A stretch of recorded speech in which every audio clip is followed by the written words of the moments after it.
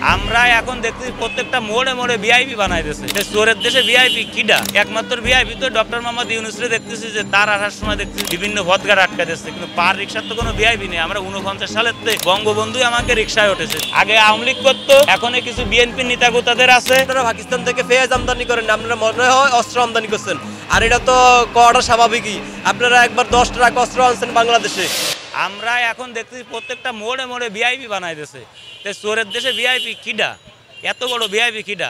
একমাত্র ভিআইপি তো ডক্টর মোহাম্মদ ইউনূসরে দেখতেছি যে তার আসার সময় দেখতেছি বিভিন্ন সময় বিভিন্ন পথঘাট আটকা দিচ্ছে, কিন্তু পার রিক্সার তো কোনো ভিআইপি নেই। আমরা 49 সালের বঙ্গবন্ধুই আমাকে রিক্সায় উঠেছে, জিয়ার রহমানই আমাকে রিক্সায় উঠেছে। আপনার কেন রিক্সায় উঠতে সমস্যা? আর এই যে অটো চালিত যে রিক্সা গুনুন, এতে সম্পূর্ণ রাজনৈতিক একটা চাইল, রাজনৈতিক একটা অঙ্গনের গাড়ি এই অটো রিক্সা গুনুন। আগে আওয়ামী লীগ করতো, এখন কিছু বিএনপি নেতাগোতাদের আছে, কিছু সরকারি কর্মচারীদের আছে, কিন্তু এটা তো তারা বাজেয়াপ্ত করতে পারতেছে না। কারণ বাজেয়াপ্ত কী করে করবে? ওই একজন কবে না আমার গ্রামীণ ব্যাংকের তো লোন নেওয়া আছে, কিন্তু এটা তো যেহেতু দেশের সম্পদ একবার হয়ে গেছে, আস্তে আস্তে চায়না ব্যাটারি গুলোর জন্য আমাদের দেশে না আসে, ইনপুট বন্ধ করে দেন, যা ব্যাটারি আছে এটা শেষ করে দেন। কারণ মানুষের অর্থনৈতিক ক্ষতি করা এটা বেস্বাভাবিক, এটা চলে না। কারণ অর্থনৈতিক ক্ষতি করবে এটা আমিও চাই না।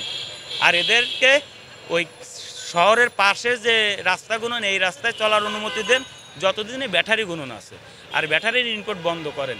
বড় বড় কথা আপনারা বলবেন, এটা ঠিক আছে, আপনাদের বসাইছে তো বড় কথা বলানোর জন্য বড় চেয়ারে, কিন্তু বড় কথা আপনার বাংলাদেশের তো ব্যাংকে টাকা শর্ট, এর লিগে আমাকে সরকার কিস্তি নতুন করে টাকা ছাপায়া নতুন করে টাকা দিচ্ছে, ঠিক আছে।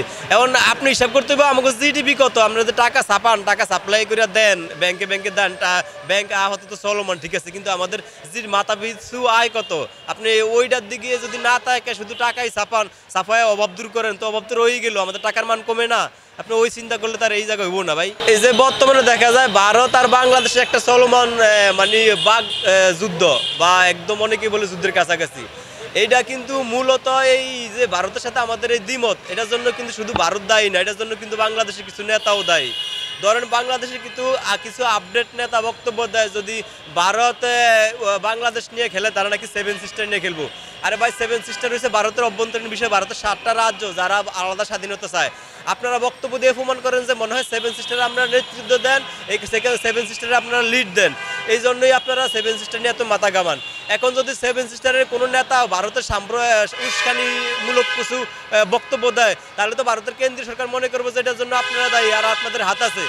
আর ভারত তো অবশ্যই মনে করবে আপনারা পাকিস্তান থেকে পেঁয়াজ আমদানি করেন, আপনারা মনে হয় অস্ত্র আমদানি করছেন, আর এটা তো করাটা স্বাভাবিকই। আপনারা একবার 10 ট্রাক অস্ত্র আনছেন বাংলাদেশে। পাকিস্তান যদি ভারতে অস্ত্র দেয় সন্ত্রাসী গোষ্ঠী, কোনো সন্ত্রাসী গোষ্ঠীর কাছে, ভারত অন্য কোনো উপায় দিব, কিন্তু আপনারা বাংলাদেশের সীমান্ত ব্যবহার করতে দেন কেন? বাংলাদেশের এই যে বন্দর ব্যবহার করেন কেন? ওই সময় রাষ্ট্র ক্ষমতায় আসিল কারা? তারা কি দায় এড়াইতে পারবো? ঠিক আছে, ওইখান থেকেই তো ভারত আমাদেরকে শত্রুদামি মনে করে। তাইলে আপনারা কেন ইচ্ছা করে নিজেদের কান্দে নিজেরা বাস নেন? এটার জন্য শুধু ওই যে এখন যে চলমান বিরোধিতা, এটার জন্য শুধু তো ভারত দায়ী না, এটার জন্য তো আমরাও দায়ী।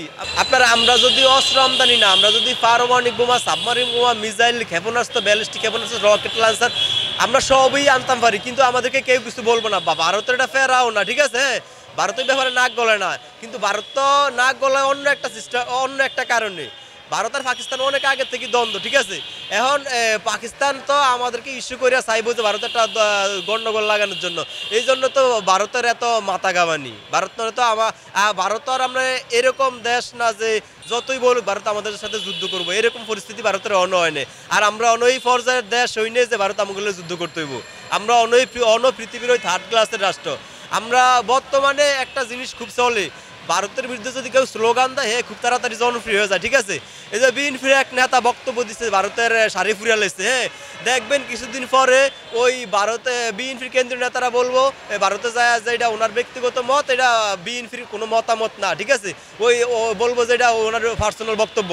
এই সব মিলে কথা হচ্ছে আসলে এরা নিচে নিচে ভারতের মেনটেন করা ছাড়া চলে না। ওইটা শুধু জনগণের মন পাওয়ার জন্য, মানুষের ভোট পাওয়ার জন্য ওইটা একটা কৌশল যে ভারতের পণ্য বয়কট করছি আমি।